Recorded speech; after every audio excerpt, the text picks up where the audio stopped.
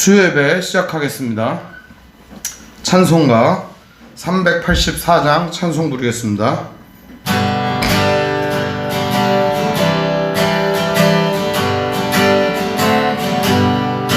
나의 갈 길 다가도록 예수 인도하시니 내 주 안에 있는 긍휼 어찌 의심하리요. 믿음으로 사는 자는 하늘 위로 받겠네. 무슨 일을 만나든지 만사 형통하리라. 무슨 일을 만나든지 만사 형통하리라. 나의 갈 길 다가도록 예수 인도하시니 어려운 일 당한 때도 족하는 애 주시네. 나는 심히 고단하고 영혼 매우 가라나. 나의 앞에 반석에서 샘물 나게 하시네. 나의 앞에 반석에서 샘물 나게 하시네. 나의 갈 길 다가도록 예수 인도하시니 그의 사랑 어찌 큰지 말로 알 수 없도다. 성령 감화 받은 영혼 하늘나라 갈 때에 영영 부를 나의 찬송 예수 인도하셨네. 영영 부를 나의 찬송 예수 인도하셨네. 아멘. 기도하겠습니다. 하나님 아버지 감사합니다. 오늘도 주님 은혜 가운데 3일 밤 예배를 시작합니다. 우리의 예배를 받아주시고 오늘 시간도 우리의 기도와 우리의 찬양을 받으시고 응답하여 주시옵소서. 또한 선포되는 말씀을 통하여 우리의 삶이 주님의 뜻 가운데 걸어갈 수 있도록, 주님의 삶 가운데 초대될 수 있도록, 함께 걸어갈 수 있도록 인도하여 주시옵소서. 우리 주 예수님 이름으로 기도합니다. 아멘. 오늘 말씀은 마태복음 8장 18절에서 22절까지의 말씀을 보겠습니다. 마태복음 8장 18절에서 22절까지의 말씀을 보겠습니다.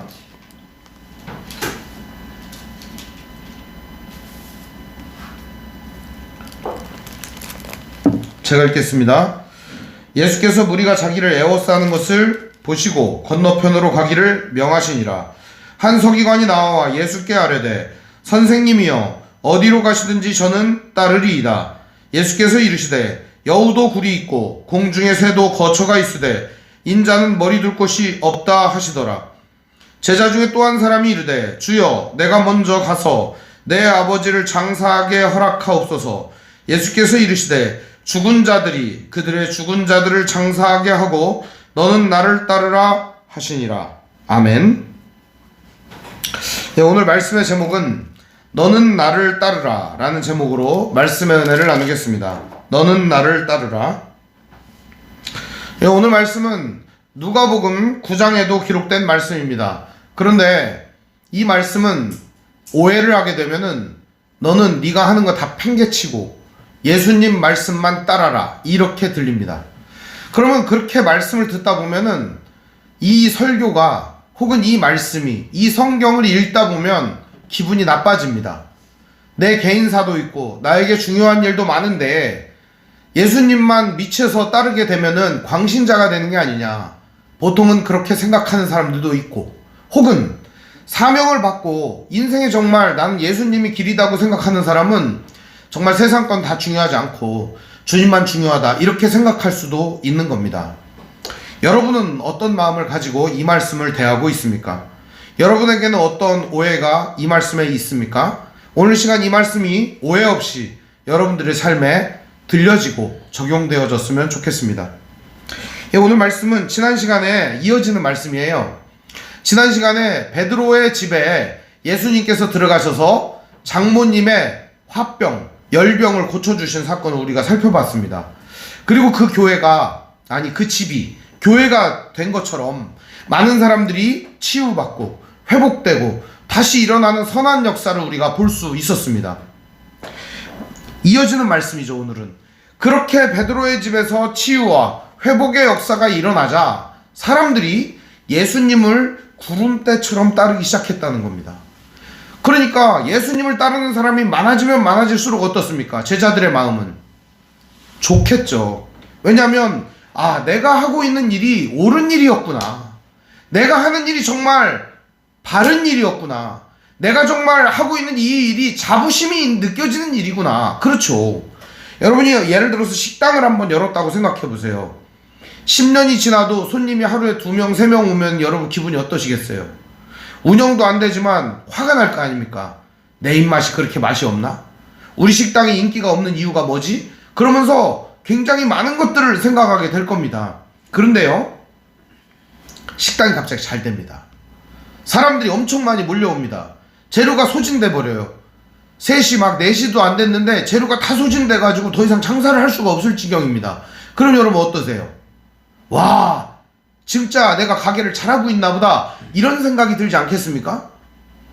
사람들은 자기가 잘하고 있나 못하고 있나를 주변의 반응을 통해서, 주변 사람들의 상황을 통해서 인식한다는데 문제가 있는 겁니다.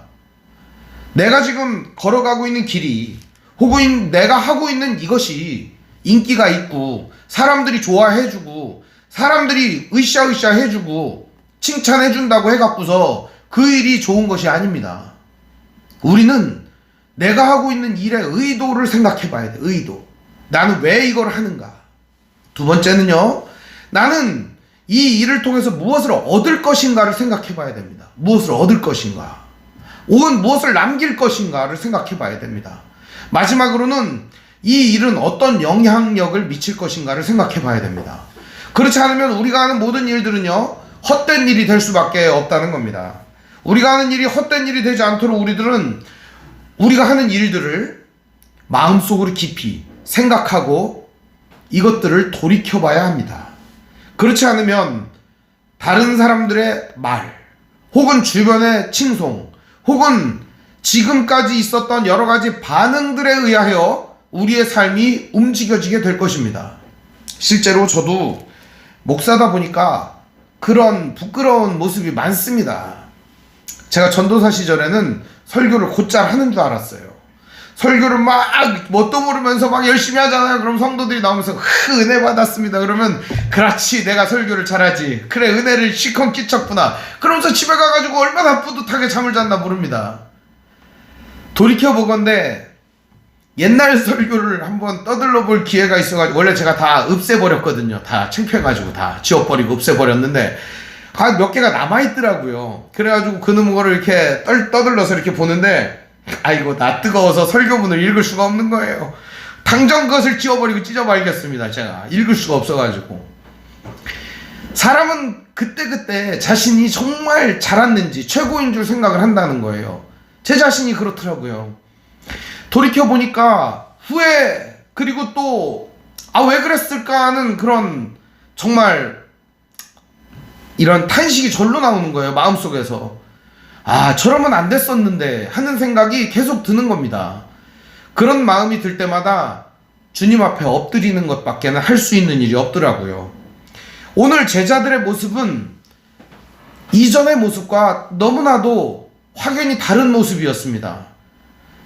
베드로의 집에 모였을 때 제자들은요, 아픈 병자들의 병상을 날라주고 그들을 치료해주고 그 사람들을 위해서 봉사를 하고, 함께 먹던 그 베드로 장모님의 열병이 낫자마자 그곳을 정말 아름다운 공동체로, 정말 회복과 치유가 일어나는 곳으로 가꾸어 갔습니다. 그런데요, 사람들이 많이 따르자 이들은 그새 지치기 시작했다는 겁니다. 오늘 말씀은 예수님이 자기를 에워싸는 사람들을 보시고 떠나가시려고 하는 모습을 봅니다. 먼저 18절에 보면은 예수께서 무리가 자기를 에워싸는 것을 보시고 건너편으로 가기를 명하시니라. 건너편으로 가자고 예수님이 명령을 내리십니다. 예수님은 왜 지금 인기 있고 굉장히 많은 사람들이 추종을 하고 있고 지금 많은 사람들이 따르고 있고 예수님을 막 에워싸가지고 서로 예수님을 보려고 하는 그 인기가 절정인 시점에 저기 바다 건너 저기로 가자. 왜 이런 얘기를 했을까요? 심지어 여기는 유대 땅입니다. 예수님은 홈그라운드란 말입니다. 예수님이 그냥 가만히 있어도 먹고 들어가는 자기 땅이란 말이에요. 그런데다가 사람들이 인정을 해주고 칭송을 해주고 정말 좋은 곳이에요.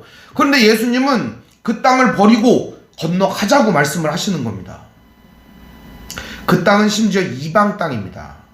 나와는 다른 피부색을 가진 사람, 나와는 다른 언어를 사용하는 사람, 나하고는 다른 생각을 가진 사람들, 나하고는 다른 문화를 가진 사람들에게 가겠다는 겁니다. 왜 그런 선택을 하셨을까요, 여러분? 한번 생각을 해보세요. 예수님은 왜 그런 선택을 그 자리에서 내리시고 제자들과 함께 이동을 하셨을까 하는 겁니다. 이 베드로의 집에서 계속 교회를 하고 정말 여기를 아름다운 공동체로 가꾸고 이곳이 정말 많은 사람들에게 유익을 끼치는 그러한 장소로 굳건히 세워갔으면 거기가 베드로 교회가 되지 않았을까요? 정말? 지금 만약에 그곳이 그대로 있다면 유적지가 됐을 겁니다. 베드로 교회 해가지고 엄청 크게 그 유적지가 되어갖고 많은 사람들이 거기에서 치유와 고침을 받고 회복하는 역사가 일어났을지도 모르겠어요. 예수님이 떠난 이유에 대하여 우리는 많은 의문점을 가질 수 있어요. 그렇지만 성경은 그 떠난 이유에 대하여 당장은 말하지 않지만 우리가 8장 23절부터 27절 그리고 28절부터 34절의 말씀을 우리가 앞으로 살펴볼 건데요. 예수님이 왜 그러셨나는 이후의 말씀을 통해 살펴볼 수 있습니다. 먼저 여러분들에게 말씀을 드리자면 예수님이 떠나신 가장 유일한 이유는 이곳뿐만 아니라 다른 곳에서도 여전히 병자와 치유되어야 될 사람이 있었기 때문입니다. 또 한 가지는 이곳에서 인기를 얻고 이곳에서 칭송을 받는 일보다 중요한 것은 치유되어야 되고 회복되어야 될 사람에게로 나아가는 일이었다는 겁니다.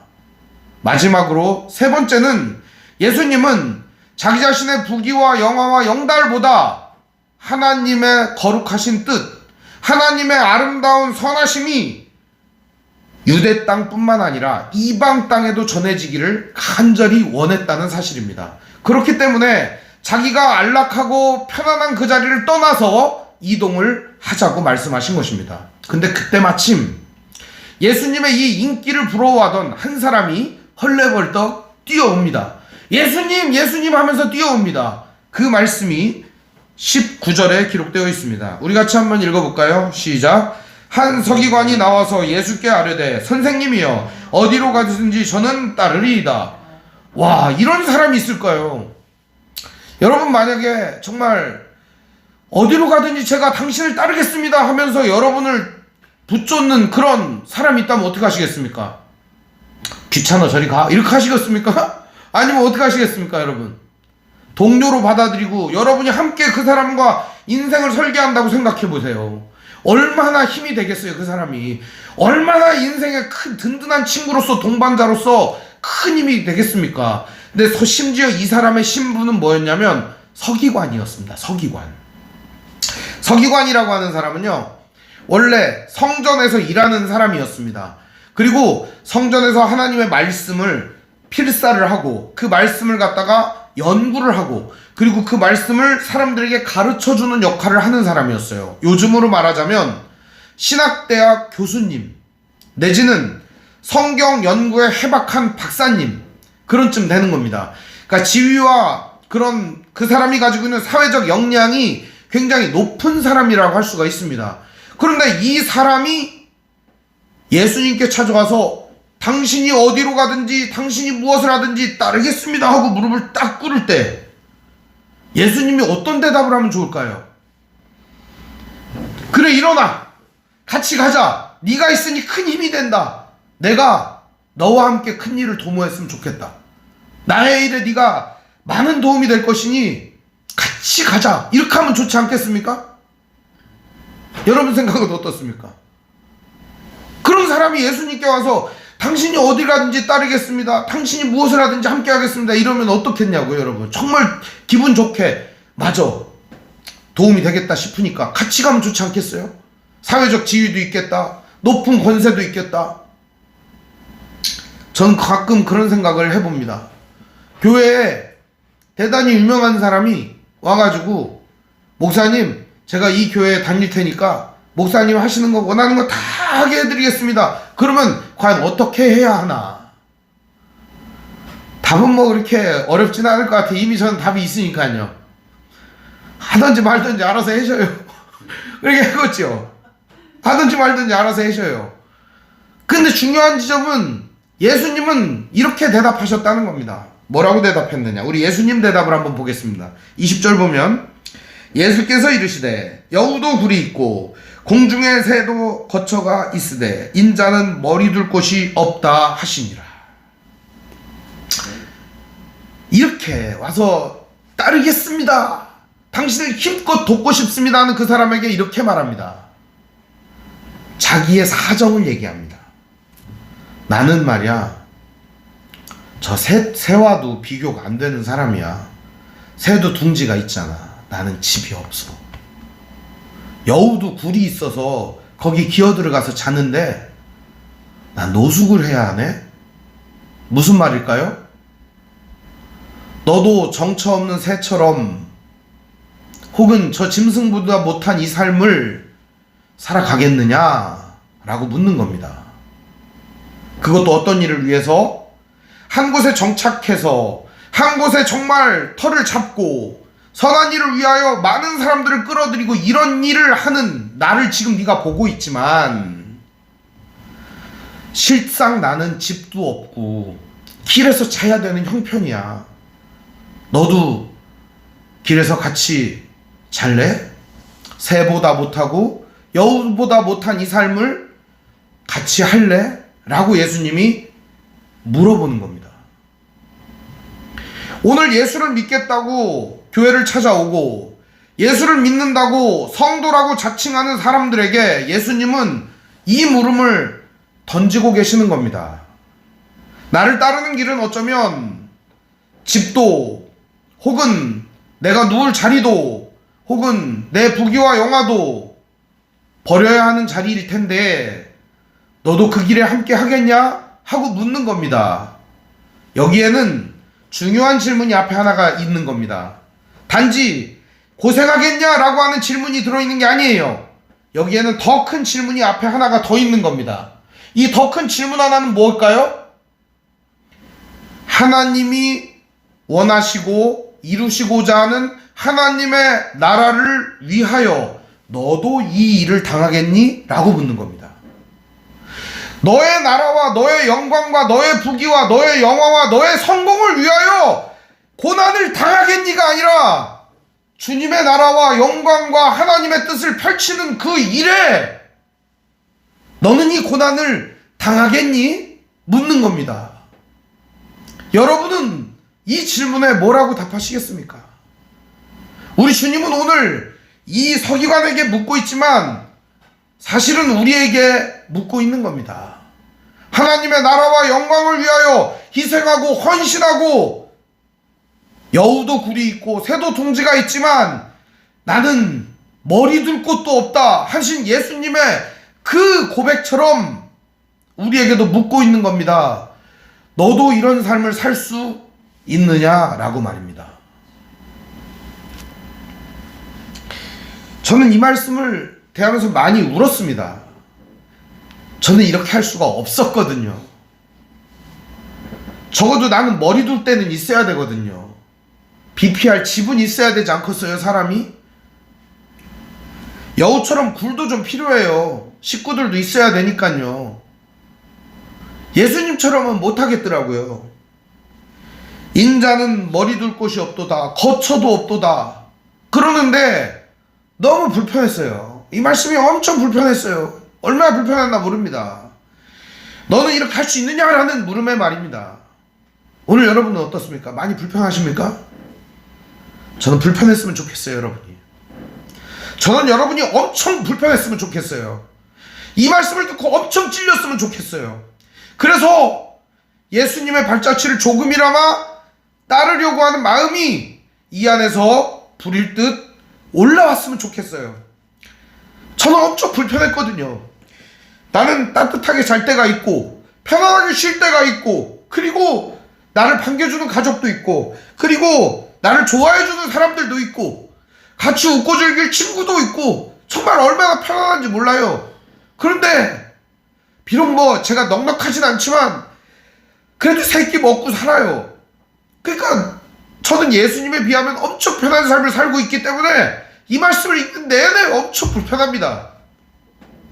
제가 지난주에 어떤 분에게 그런 얘기를 했어요. 내가 엄청 불편하다 그랬더니 뭐 그런 생각을 하느냐, 그냥 주어진 거 누리고 나누고 그렇게 살면 되지. 맞아요.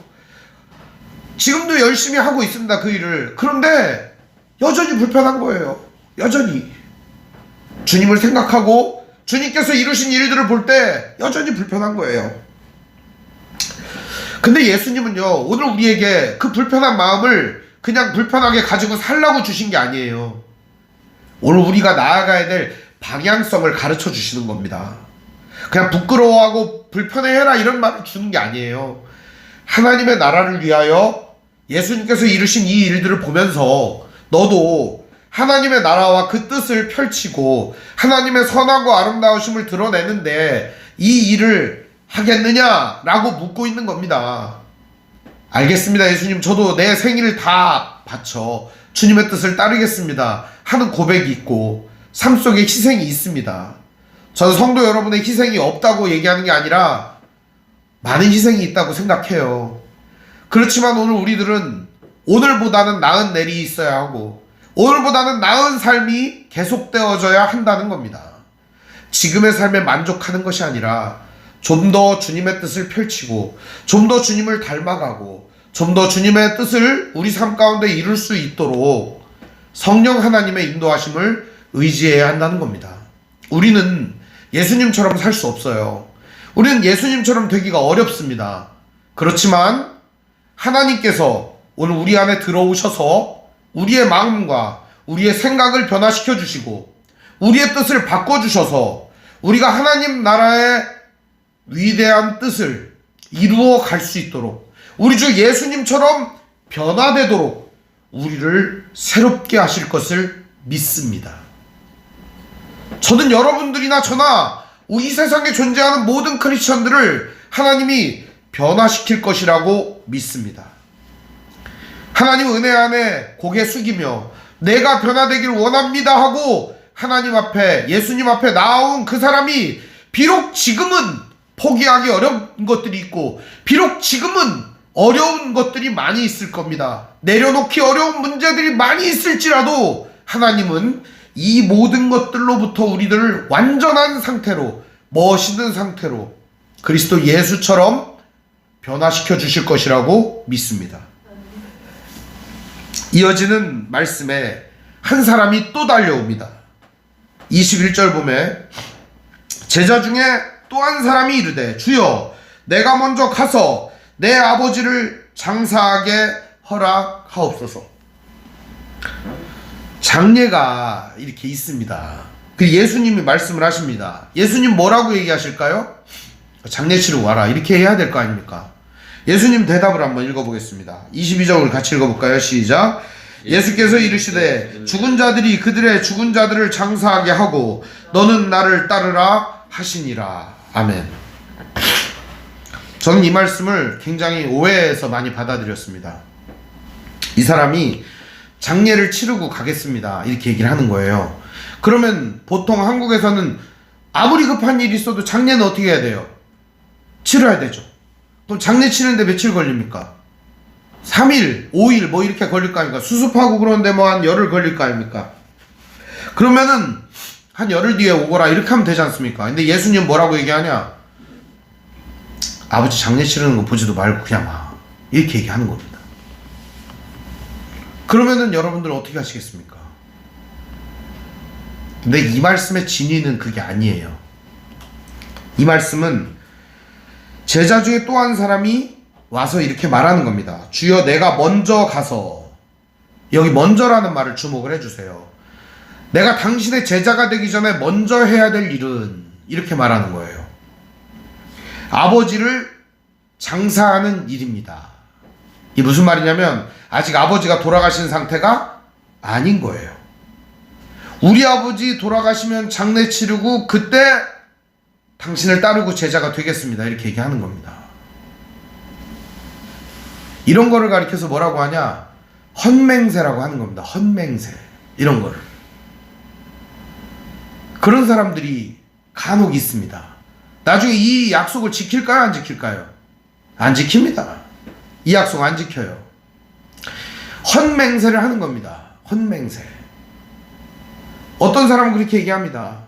하나님이 나에게 뭐를 해주시면 내가 이거를 하겠습니다. 그 약속 지키는 거 많이 못 봤습니다. 서원을 한다 그러죠. 서원하고 약속 잘 안 지킵니다. 오늘 이 사람도 제자 중 한 사람이었습니다. 제자들은요 전부 다 무엇을 위하여 예수님을 쫓고 있었습니까? 아까도 얘기했던 것처럼 예수님이 인기가 있고 많은 사람들이 예수님을 추종하고 예수님을 따르고 무리가 에워싸고 예수님 으쌰으쌰하고 막 뭔가 이루어질 것 같으니까 예수님을 따르는 것입니다. 한마디로 얘기하면 예수님을 등에 업고 뭘 하려고? 성공하려고 하는 겁니다. 예수님을 등에 업고 호가호위하면서 세상에서 한 자리 차지해 보려고 하는 사람들의 연약한 모습들이 여기에 드러나 있는 것입니다. 예수님은 말씀하십니다. 죽은 자들이 그들의 죽은 자들을 장사하게 하고 너는 나를 따르라 하시니라. 이 말은 죽은 자들이 죽은 자들을 장사하게 하라는 말은 무슨 말이냐면 아버지가 죽을 때까지 기다려서 장례를 치르고 오겠다라고 하는 이 사람은 어쩌면 엄청난 효자였을지도 모릅니다. 그것이 아주 중요한 부분이니까요. 내 부모를 공경하라는 명령이 십계명에 있으니까요. 이 친구는 십계명을 지키려고 했는지도 모릅니다. 예수님은 그러나 본질적인 얘기를 먼저 던지고 계시는 겁니다. 효자가 되려면 효자가 되라는 겁니다. 효자 하려면 효자 하라는 겁니다. 그러나 네가 효자가 아니라 제자라면 나를 따르라는 겁니다. 효자 하라는 겁니다. 효자 하지 말라는 게 아닙니다. 그렇지만 예수님은 지금 이 사람에게 말하는 겁니다. 제자라면 나를 따라라. 근데 이 죽은 자들이라는 표현이 있습니다. 죽은 자들이라는 표현은 어쩌면 죽음의 일을 하는 사람들을 의미하는 겁니다. 죽은 다음에 장례를 치르는 일은 엄청 중요한 일이긴 하지만 장례는 죽은 사람을 위한 일이 아닙니다, 여러분. 장례는 예로부터 지금까지 살아있는 사람들이 위로받으려고 하는 게 장례입니다.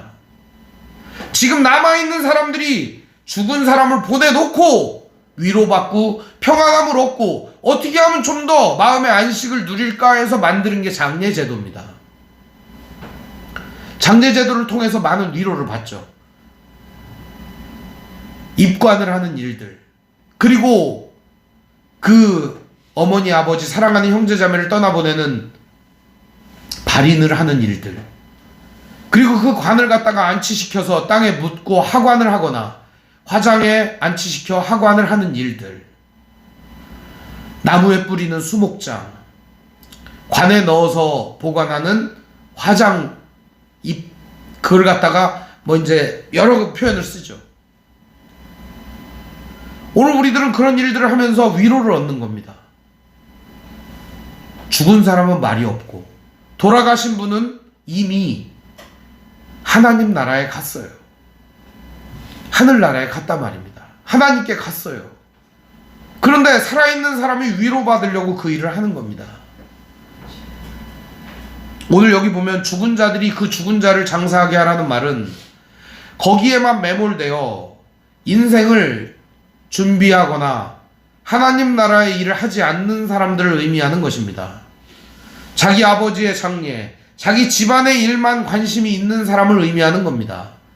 이런 사람을 우리는 뭐라고 그러죠? 욕심꾸러기라고 말합니다.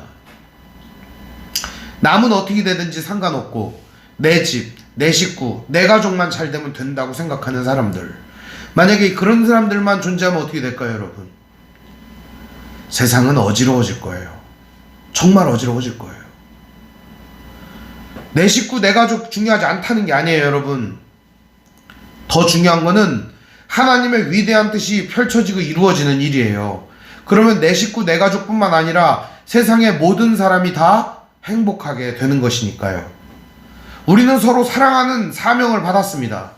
내 식구, 내 가족, 모든 사람을 서로 사랑하고 하나님의 뜻을 펼치는 그러한 뜻을 부여받았어요.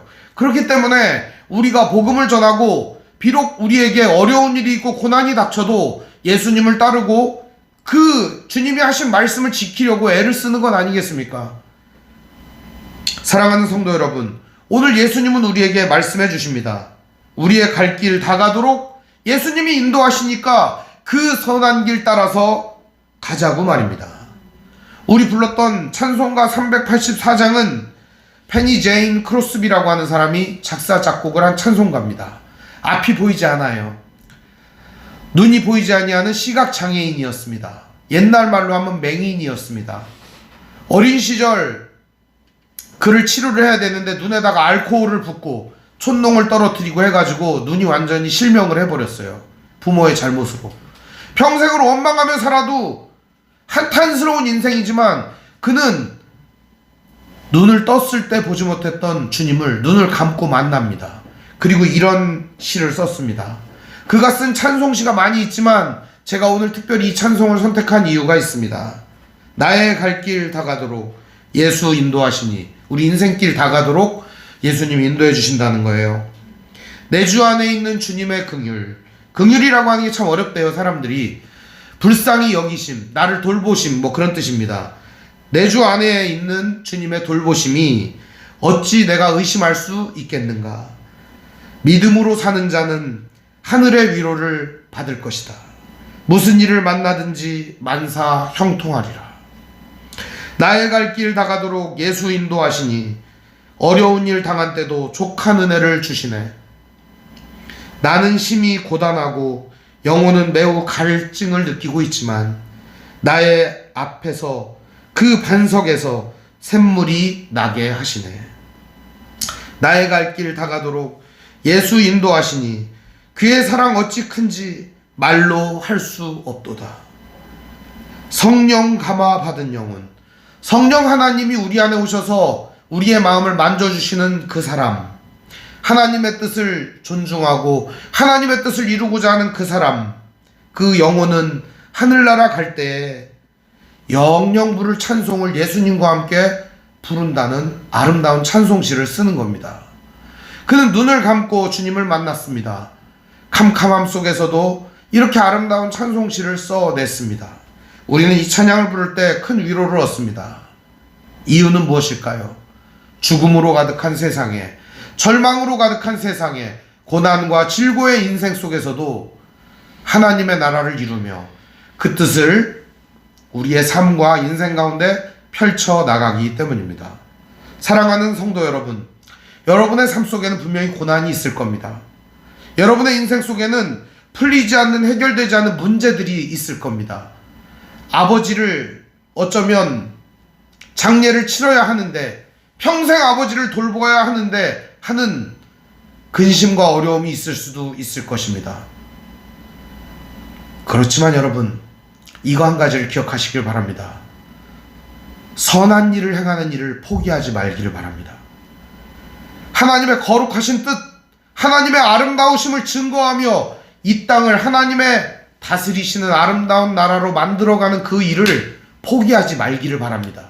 비록 내 삶에 역경과 어려움과 근심과 괴로움과 온갖 종류의 장애물이 있다 하더라도 하나님의 놀라운 뜻을 이루는 그 일을 끝까지 해 나가시기를 바랍니다. 기도하겠습니다. 사랑과 은혜가 풍성하신 아버지 하나님, 은혜와 사랑을 감사드립니다. 우리를 불쌍히 여겨주시고 우리를 주님의 은혜 가운데 이끌어 주시옵소서. 하나님의 사랑 가운데 날마다 살아가게 해주시옵시고 선하고 아름다운 일, 주님의 일을 위하여 우리의 모든 삶을 송두리째 바치며 나아가게 하여 주시옵소서. 여우도 굴이 있고 새도 둥지가 있건만은 인자는 머리 둘 곳이 없다 했던 예수님의 본을 따라 우리도 걸어가게 하여 주옵소서. 예수님의 이름으로 기도합니다. 아멘. 교회 소식을 알려드리겠습니다. 오늘 함께 예배하신 모든 분들 주님의 이름으로 환영합니다. 우리 옆사람과 소리 인사하겠습니다. 사랑합니다. 여러분 사랑합니다.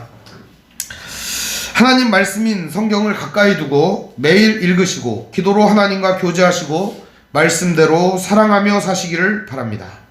목회자의 경건을 위해 기도하시기를 바랍니다. 정치 지도자들과 남북관계를 위해서 기도하시기 바랍니다. 가난한 자들과 소외된 자들을 도우며 기도하시기를 바랍니다. 선교사님과 가족을 위해서 기도해 주시기 바랍니다. 아픔과 고통 중에 있는 성도님들을 위해서 기도하시기를 바랍니다. 지금 현재 7,000명이 계속 넘고 환자들이 계속 많아지고 죽는 사람도 하루에 80명, 100명 가까이 된다고 해요. 여러분, 이 코로나19가 점점 강세에 있습니다. 기도 많이 해주시고 조심해 주시면 좋겠습니다. 이제 교회에서도 아마 또 비대면으로 예배를 해야 될 상황이 올 것 같습니다. 이번 금요일날 총리가 발표를 한다고 하더라고요. 그러니 좀 어떻게 될지는 잘 모르겠지만 아마도 비대면으로 전환되지 않을까 하는 생각이 듭니다. 12월 19일 주일에 어려운 이웃을 위한 구제헌금을 모금합니다. 액수는요, 개인적으로 정하셔서 한 분도 빠짐없이 헌금을 해주시면 좋겠습니다. 뜻 있는 일에 쓰일 것이고 좋은 일에 쓰일 겁니다. 그러니 여러분 모두 다 참여를 하시되 액수는 잘 스스로가 정하시기를 바랍니다. 집 팔고 차 팔고 그러면 안 됩니다. 주님 오심을 준비하는 대림절입니다. 이 성탄절 전에 4주간은 예수님 오심을 준비하는 기간인데요. 뭘 준비하면 되냐면 내 마음의 찌꺼기와 때를 빼는 정화하는 시간이었으면 좋겠습니다. 그리고 좀 더 삶을 성결하게 하는 그런 시간이었으면 좋겠습니다.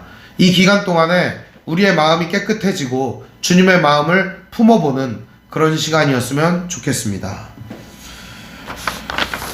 이번 주일에 제가 원래 떡을 내려고 했거든요. 사사기가 끝나가지고. 그런데 떡을 이번 주일에 안 내고 권사님이 성탄절에 떡을 내라고 합니다. 그래서 성탄절에 떡을 내려고 합니다. 출석하시는 분은 한 덩어리씩 얻어가실 수 있습니다. 안 오면은 못 얻어갑니다. 자, 그리고 또 한 가지는 성탄절 선물 교환을 하려고 했는데 코로나19가 강세라서 할 수가 없을 것 같습니다. 그리고 아마 또 차후 광고를 하겠지만 성탄 예배도 참 마음이 아프지만 비대면으로 드릴 수도 있을 것 같습니다. 여러분 기도 많이 해주시면 좋겠습니다. 우리 주님 가르쳐 주신 기도로 마치겠습니다. 하늘에 계신 우리 아버지, 아버지 이름을 거룩하게 하시며 아버지의 나라가 오게 하시며 아버지의 뜻이 하늘에서와 같이 땅에서도 이루어지게 하소서. 오늘 우리에게 일용할 양식을 주시고 우리가 우리에게 잘못한 사람을 용서하여 준 것 같이 우리 죄를 용서하여 주시고 우리를 시험에 빠지지 않게 하시고 악에서 구하소서. 나라와 권능과 영광이 영원히 아버지의 것입니다. 아멘.